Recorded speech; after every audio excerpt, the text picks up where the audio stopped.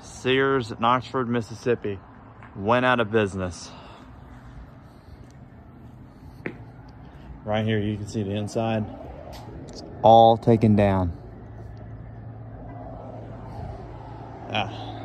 I'll miss this Sears. I've only lived in this town for 3 years. What? Say what? Gone but not forgotten. Yeah, it is.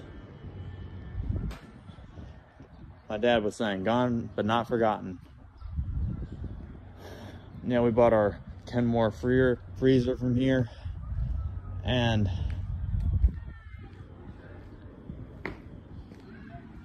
oh, here's what all they sold. They even sold Dyson, Shark, and what other vacuum brands? Here's what all they sold. Kenmore, obviously. Husqvarna, LG, GE, Maytag, Amana, Nordic Track, DeWalt, Dyson, Sealy. I don't know what that is. Probably a mattress brand. And Hoover too.